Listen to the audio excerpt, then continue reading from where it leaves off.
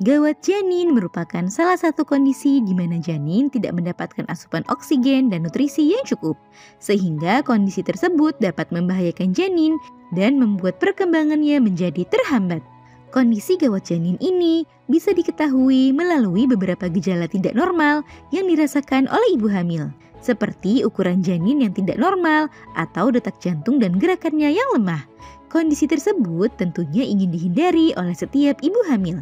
Oleh sebab itu, pada edisi kali ini akan kita bahas beberapa cara yang cukup efektif untuk mengurangi resiko terjadinya gawat janin selama kehamilan. Yuk kita bahas, Bun! Sebelum dimulai, jangan lupa support channel ini dengan cara klik tombol subscribe yang ada di bawah agar dunia Bunda semakin semangat menyampaikan informasi yang bermanfaat. 1. Cegah dan hindari faktor resikonya. Dengan mengetahui dan menghindari beberapa faktor yang bisa meningkatkan resiko terjadinya gawat janin, menjadi langkah penting bagi ibu hamil untuk mencegah terjadinya hal ini. Meskipun beberapa faktor ada yang disebabkan oleh faktor internal seperti masalah pada plasenta, namun ada juga faktor-faktor yang datang dari kebiasaan dan pola hidup Bunda sehari-hari. Beberapa faktor seperti obesitas, kebiasaan merokok, tekanan darah tinggi dapat meningkatkan resiko terjadinya hal ini. Oleh sebab itu, Bunda perlu berupaya untuk menjaga berat badan ideal, tidak merokok, dan menjaga tekanan darah agar tetap normal selama masa kehamilan.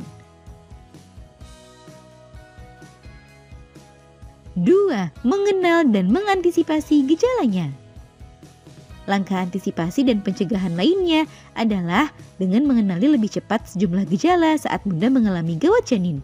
Dengan begitu, Bunda bisa lebih sigap dan mencegah kondisi tersebut berubah menjadi hal yang lebih serius dan membahayakan keselamatan janin. Beberapa gejala atau tanda gawat janin yang umumnya dirasakan dan wajib diwaspadai, diantaranya gerakan janin yang tiba-tiba berkurang atau tidak terasa sama sekali, denyut jantungnya menurun, serta usia kehamilan sudah terlalu tua atau sudah melewati HPL. Jika mengalami hal tersebut, sebaiknya ibu hamil memeriksakan kandungan dan mengkonsultasikan hal tersebut ke dokter. 3. Rutin lakukan pemeriksaan kehamilan.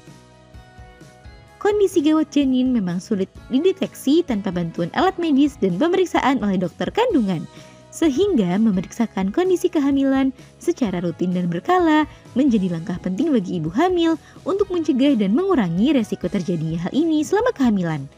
Beberapa pemeriksaan seperti pemeriksaan USG menjadi salah satu langkah tepat untuk memantau kondisi dan tingkat pertumbuhan janin dengan cukup baik dan akurat. Dengan melakukan pemeriksaan tersebut, Bunda bisa mengetahui ukuran janin, detak jantung janin, serta kondisi kandungan secara umum.